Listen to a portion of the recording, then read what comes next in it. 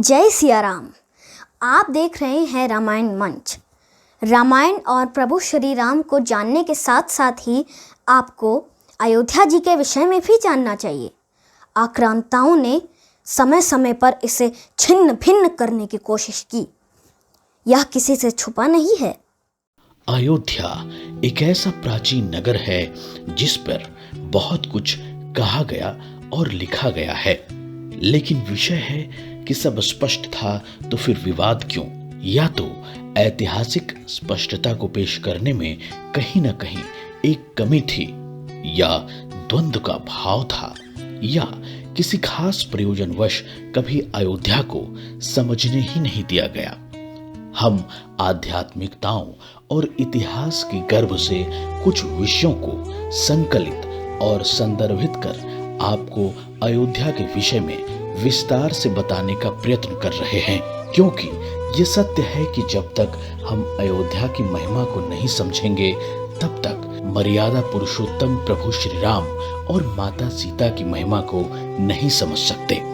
और खासकर देश के युवाओं और अन्य देशों में भारत की संस्कृति का परचम लहराने वाले गणमान्यों तक इस विषय को विस्तृत रूप से पहुंचाने के लिए हम ये पहल कर रहे हैं।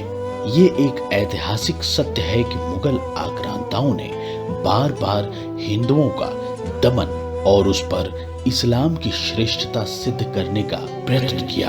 उन्होंने हजारों मंदिर तोड़े, जिनमें से 4 पवित्र स्थान क्रमशः अयोध्या व मथुरा में भगवान श्री राम तथा भगवान श्री कृष्ण का जन्म स्थान और काशी एवं सोमनाथ में स्थित भगवान शिव के ज्योतिर्लिंग थे। मुगल आक्रांताओं ने इन सभी स्थानों पर मस्जिद जैसा ढांचा बनाने का प्रयत्न किया। अयोध्या, जिसे अवध और साकेत के नामों से भी जाना जाता है, अयोध्या का शाब्दिक अर्थ होता है जिसे युद्ध द्वारा जीता ना जा सके, और अवध का मतलब होता है जहां किसी का वध ना होता हो।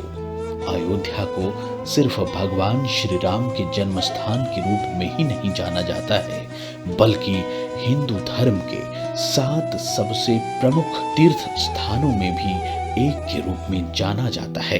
अयोध्या का सबसे पहला वर्णन अथर्ववेद में मिलता है। अथर्ववेद में अयोध्या को देवताओं का नगर बताया गया है। अष्टवक्रा नवद्वारा देवानाम पुरयोध्या